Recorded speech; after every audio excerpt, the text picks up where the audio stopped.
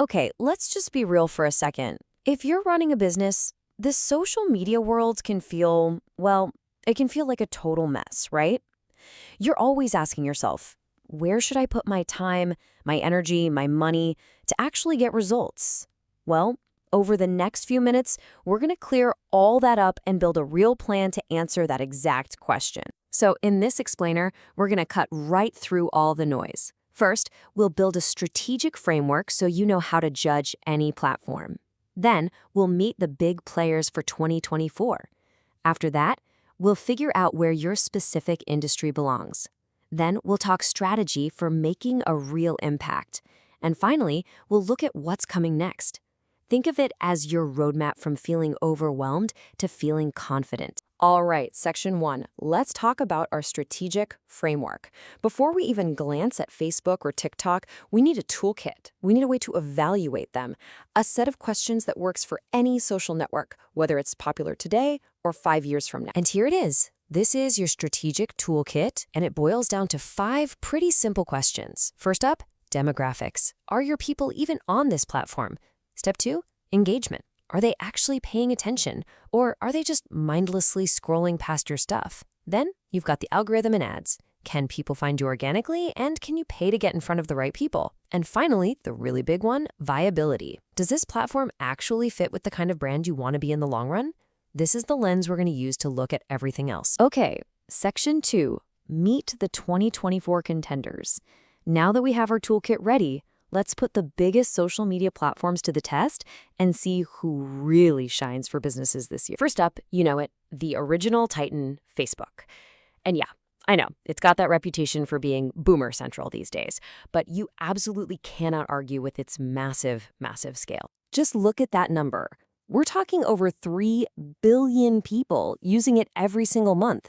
Let that sink in for a second. So with a number like that, Facebook's reach is just off the charts. It's still a powerhouse for super targeted ads and for building those dedicated community groups. But here's the trade-off, right? The audience definitely skews older. So if your entire brand is built around appealing to Gen Z, this probably isn't your main stage. This is your go-to for reaching a huge, broad market. All right, next up, Instagram. This is the visual paradise. It's the place where brands don't just sell you a product, they sell you a whole vibe, a lifestyle, a personality. It's a playground for over 1.3 billion users. And here's the key. Most of them are under 35. And the big insight for Instagram is all about how it feels. It thrives on content that's more playful and informal. So you got to think less corporate press release and more fun, behind-the-scenes stuff. You use features like stories and reels to really connect with that younger, visually focused audience. And now, TikTok, the trendsetter. This isn't just a platform where you go to follow trends. It's the place where your brand could actually start them. You know, the secret sauce for TikTok is that algorithm. It's not so much about who you follow, it's about the quality of the content itself. And that creates this incredible opportunity for literally any brand, big or small, to go viral. If you can make something creative that grabs attention, you can win here. It's a true content meritocracy. Okay, let's shift gears completely. We're heading into the professional haven, LinkedIn. This is the digital boardroom. It's the industry conference. It's the one place you go to build serious professional credibility. And it is a massive network. We're talking nearly 1 billion professionals all in one place. So yeah, of course, LinkedIn is the top choice for B2B and for sharing expert insights.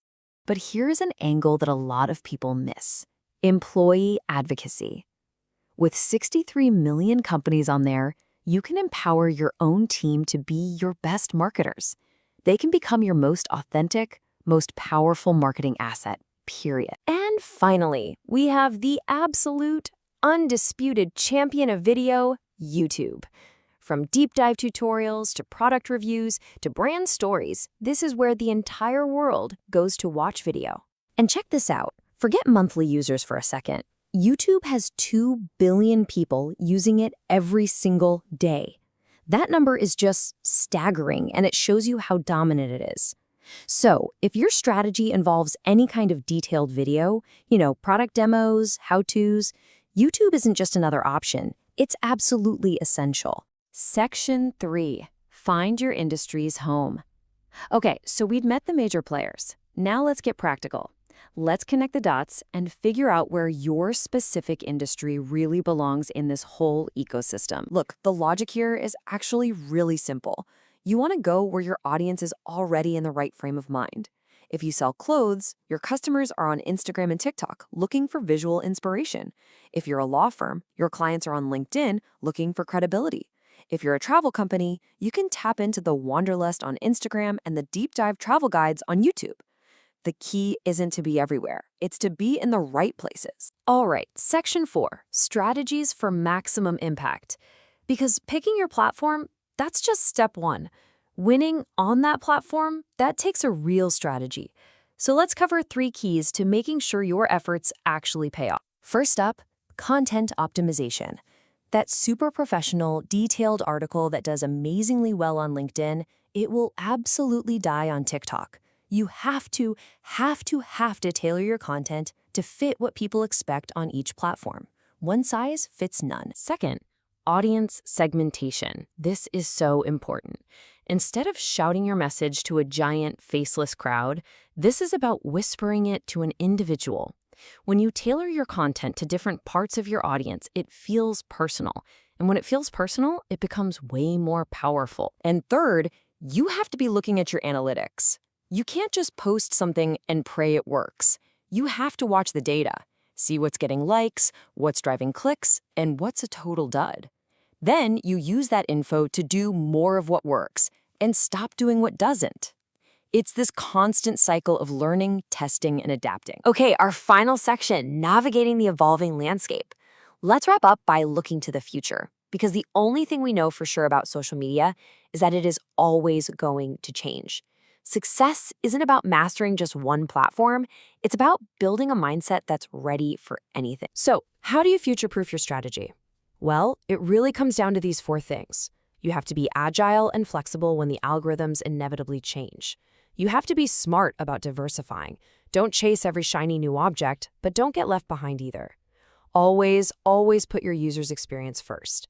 And above all else, never stop experimenting. So remember, choosing your social media battlefield is a huge strategic decision, but is not a permanent one. This digital world never, ever stands still. So the only real question left is, how are you going to adapt to win?